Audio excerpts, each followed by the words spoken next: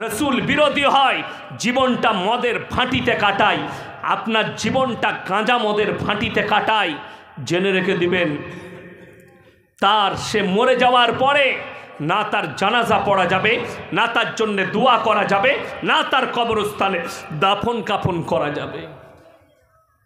যদি বলেন কি করব, ও গঙ্গার ধারে ফেলে দিন, কুকুরে খাক শুয়োরে খাক, দাফন কাফন করা যাবে না।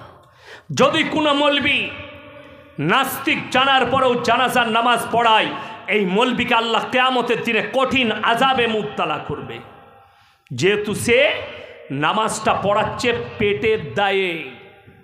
আল্লাহ কোরআনে বলেছেন, ইন্নাল্লাযীনা ইয়াকতুমুনা মা আনজালাল্লাহু মিনাল কিতাব ওয়া ইয়াশতারুনা বিহি থামানান কালীলা উলাইকা মা ইয়াকুলুনা ফি বুতুনিহিম ইল্লান নার। যে সমস্ত মৌলবিরা হুজুররা আমার কোরআনের আয়াতকে লুকিয়ে দেয় নিজেদের পেট চালাবার জন্যে, পেট ভরাবার জন্যে, তারা নিজেদের পেটেতে আগুন ছাড়া আর কিছু ভরে না।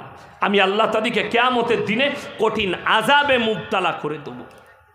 আপনি মুখ খুলে বলতে পারছেন না নাস্তিকের জানাজার নামাজ হারাম, পড়া যাবে না।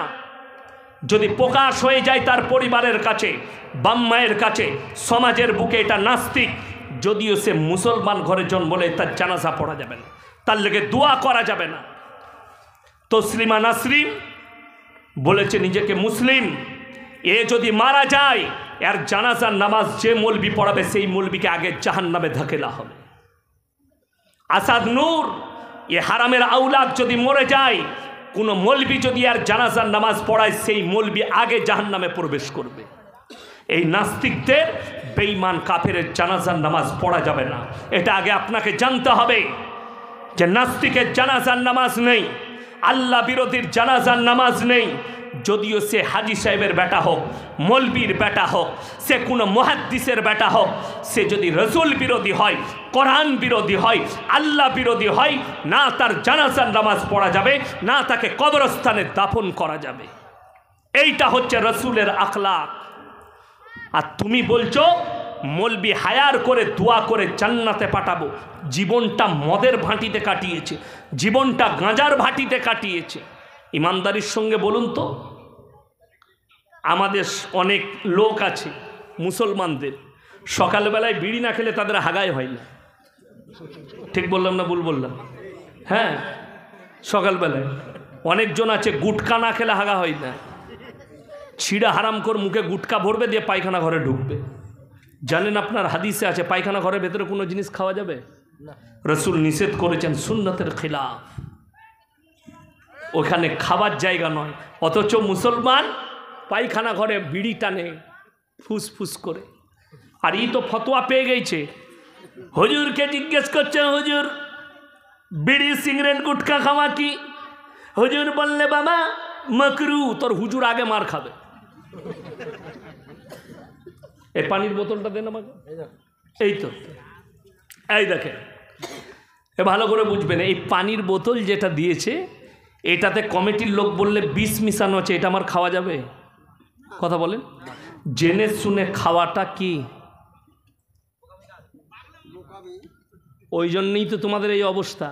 হারাম, বুকামি আলাদা।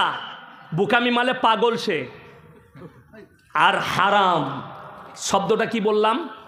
হারাম। এটা মাথায় রাখবেন। কেউ আত্মহত্যা করা কি হারাম? তো বিষ জেনে শুনে পান করলে হারাম হবে না?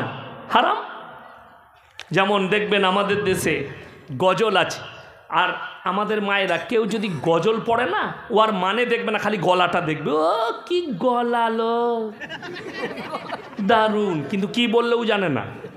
ওই জন্যই তো আমাদের দেশে অনেক মেয়েরা বলে সুরওয়ালা বক্তা নিয়ে আসবি, তো সুর বলবে, কি বললেন, গীত বলবে, গীত শুনতে পাবেন। আমার পরে আছে হজরত আলী, জমি দিবে, আমারই বন্ধু, খুব ভালো। যাই হোক, শুনবেন তো। এই 24 পরগনার একটা মেয়ে গজল পড়ছে, বিসমিল্লাহ বলে গিলাস তুলে গালে ঢেলে নিল, বিসমিল্লাহ রসিলাই বিষ পানি হয়ে গেল। এই প্রথম লফজটাই হচ্ছে হারাম শব্দ, ইসলাম বিরোধী, কোরআন হাদিস বিরোধী। জেনে শুনে যদি কেউ গ্লাসটা ঢেলে নেয় বিষের, হারাম, বিসমিল্লাহ বলে পড়ে খেলেও হারাম। এই যে কারেন্টের তার দেখছেন, এটা কারেন্ট আছে না নয়? আচ্ছা, আমি যদি বলি বর্তমান থেকে এই যে আমার মতো অলি তোরা দেখিস না, আমি হাত দেবো, আমাকে শট মারবে না, ও চিনে এটা ইয়াসি, ওর কাজ হচ্ছে শট মারা, ঝাড়াম চালিয়ে বাচ্চা। কেউ যদি বলে আমি বিসমিল্লাহ পড়ে সাপের গর্তে হাত বললে সাপ চুমু খাবে না কামড়াবে? কামড়াবে। কেন? সাপের গুণ হচ্ছে কামড়ানো। সাপের গুণ কি? কামড়ানো। অনেকজন যদি বলেন না হুজুর ভুল বলছেন, আল্লাহর অলি হলে তাকে কামড়াবে না, তো ঠিক আছে, তোমার অলি কোনটা আছে সেটাকে নিয়ে এসো, আমি একটা কেলে সাপের গর্তে তার হাতটা ভরব, সে কীরকম চুমু খায় সেটা দেখব। আপনারা ইমানদারির সঙ্গে বলবেন। আমি সেই জাহিলে মুরাক্কাব দিকে বলতে চাই, হযরতে আবু বকর সিদ্দিক রাদিয়াল্লাহু তাআলা আনহুর থেকে বড় অলি কেউ হতে পারে না? হতে পারে পৃথিবীতে? কেউ হবে না।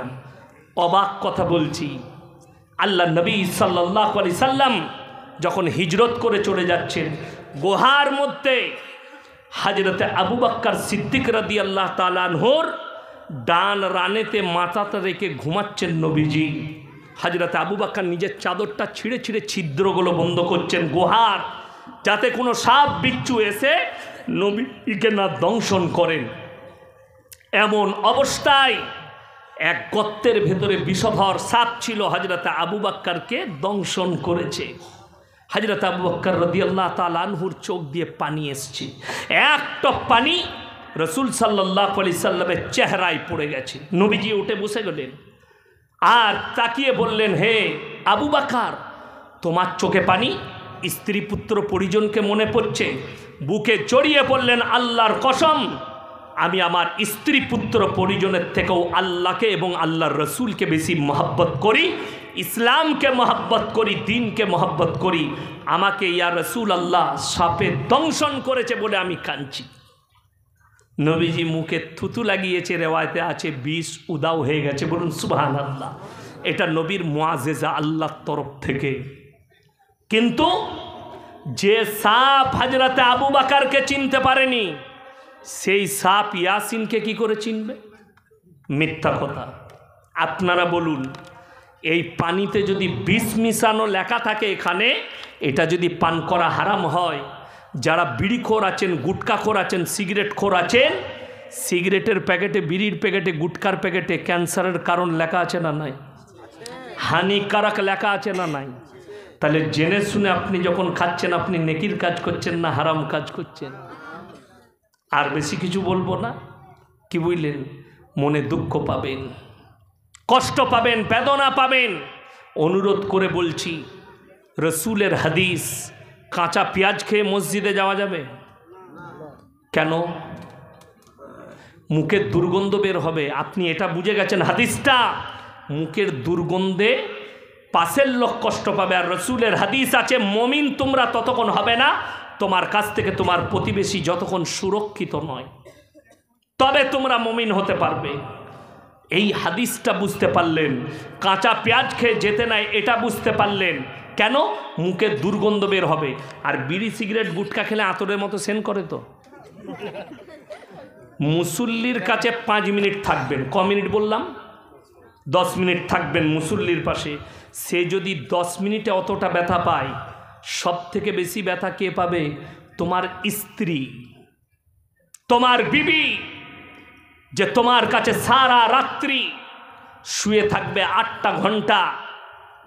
তোমার বিবিকে কোনোদিন জিজ্ঞেস করেছো, আমি তো সিগারেট খাই, গুটকা খাই, তোমাকে কেমন লাগে? ও কিছু বলতে পারবে না, কিন্তু মনে মনে ভাববে, 8 কুড়োর বেটা, তোকে তো ঝাঁটা মারতে মন যায়, বলবো আর কি। কেন? অত গন্ধ সহ্য করা যায়? শুনেলেন, যারা এইগুলো শ্রবণ করেন, কিয়ামতের দিনে ওই বিবির কষ্টর হিসেবটাই আল্লাহর কাছে দিয়ে পেরোতে পারবেন না। এটা লিখেলেন, আপনার বিবি যে কষ্ট পায়, ওইটাই দিয়ে পেরোতে পারবেন না। আমার আব্বাজির বয়স কত হয়েছে? 80 বছর। কত বললাম? 80 বছর। গলাটা পাল্টিয়েছে, দেখেছেন? জলসা শুনেছেন তো? গলা পাল্টাইছে, গলাটা সেম ওই রকম আছে। কেন জানেন? আমারও তাই অভ্যাস। আমার আব্বাজি যেদিন থেকে জন্মগ্রহণ করেছে, জ্ঞান হয়েছে, আজ পর্যন্ত আমার আব্বাজি একটা মিষ্টি পান পর্যন্ত খাইনি। মশলা তো অনেক দূরের কথা, আল্লাহর কৃপায় আমারও তাই। আমি আজ পর্যন্ত খাবার ছাড়া আল্লাহ কিচ্ছু দেয়নি। কেউ যদি মৌরি দেয় সেটাও খাই না, কেউ যদি জোয়ান দেয় সেটাও খাই না, আল্লাহর কৃপায়। আর আমাদের দেশের লোকরা কি বুঝলেন, শুধু ওইগুলো মিষ্টি পান বিয়ে ঘরে যদি গলা পর্যন্ত খায়, দিয়ে হজম হয় নাই, খালি ঢেকু তুলি, একটু থামস আপ দে, থামস আপ খাবে। ঠিক বলছি না ভুল বলছি? থামস আপ, কোকো কলা, হারাম জিনিসকে হজম করছেন আপনি আমাদের দেশে। শুনেলেন কিয়ামতের আলামতগুলো আসতে শুরু করে দিয়েছি, আপনি কিছুই করতে পারবেন না। কেন? কিয়ামতের আলামতের মধ্যে মারাত্মক একটা আলামত, সমাজ আলেম থেকে বিচ্ছিন্ন হয়ে যাবে। জ্ঞান কার কাছে নিবে? যার কাছে হাদিস কোরআনের এতটুকু জ্ঞান নেই, তাকে জ্ঞানী মনে করে তার কাছ থেকে দিন নিতে গিয়ে নিজেদের ঈমান পর্যন্ত হারিয়ে ফেলবে। আজকে সেইটাই হয়েছে। আলেম চিনতে পারেননি। আমার আগে যিনি বসেছিলেন স্টেজে, এখানে যতজন বসে আছে ওনার জুতো বোয়াবারও যোগ্যতা নাই, অনেকজন জানে না। কিন্তু আপনারা বক্তা চিনেছেন, আলেম চিনতে পারেন। ওই জন্যে আমার আব্বাজির বায়ান শুনবেন। আমার আব্বাজির বায়ান আছে, এইখানে যাকে বসাচ্ছ খোঁজ লাও কোরআন হাদিসের জ্ঞান অর্জন করেছে কিনা। যদি না থাকে সমাজকে বিপদে ফেলিয়ে দিবে, এমন বিপদে ফেলাবে উদ্ধার করার রাস্তা থাকবে না। যদি কোরআন হাদিসের স্টাডি না করে এখানে বসে যায়, এই জায়গায় বসে কমকে বিপদে ফেলবে। তার কারণ একটা বলে দিই, বাংলাদেশে এক মাল এত উঁচু টুপি পড়ে আছে, মানুষ বসে আছে তার জলসা শুনছে, ছেলে মেয়েরা সেখানে বলছে, বাবা নিরম তোমরা কার কাছে ভালো মন্দ চাইবে? সবাই তখন বলছে আল্লাহর কাছে। আমি যদি বলি ভালো মন্দের মালিককে, সবাই জোরে বলুন তো আল্লাহ। সবাই এটাই বলেছে। সে হারামখোর বলছে, কে কইলে আল্লাহর কাছে চাইতে হবে? তোমরা চাইবে ময়েজ ভান্ডারির কাছে, আল্লাহ কহেছে। হারামখোর কোরআনের আয়াতও বলে দিচ্ছে। বিশ্বাস করুন, তার উপক্ষে লোক আছে, আছে না নাই? তাহলে যারা শুনছে তারা তো তখনই চপ্পল নিয়ে মারতে থাকে, তাহলে জুতো করে পিটাত। আল্লাহ ছাড়া দুনিয়ায় অন্য কারো কাছে চাইবে? তার যে পীর, সে এক আর মাল, ফেস কাট দাঁড়িয়ে এখানে চাচা এইটুকু, সে বলছে আমার জান কবজ করতে আজরাইল আসবে না, ভয় খাবে। আমার জান আমার বড় পীর বাগদাদ থেকে আসবেন। এক হারামখোর, ইয়ার বায়ানও লোকে শুনছে, তার মানে অর্পক্ষও লোক আছে। আপনি ভেবে দেখুন, এদের দ্বারা যদি দিন প্রচার হয়, সমাজের কল্যাণটা কোথায় গিয়ে দাঁড়াবে? হাদিস কোরআনের জ্ঞান নেই, পণ্ডিত্য নেই, অথচ তারা মানুষকে কোরআনটা মিথ্যা বলছে, কোরআনের তফসির মিথ্যা বলছে। ময়েজ ভান্ডারী 14 পুরুষকে কেউ চিনে না, আমি তো নিজে চিনি না ময়েজ ভান্ডারীকে। এই মাসটা কি মাস চলছে? হ্যাঁ না, বাংলা বলছি, অঘ্রাণ মাস। তারপরে পৌষ মাস আসবে।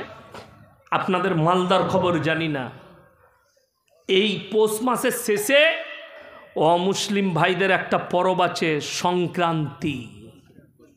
পৌষ সংক্রান্তি আছে না নাই? অমুসলিম ভাইরা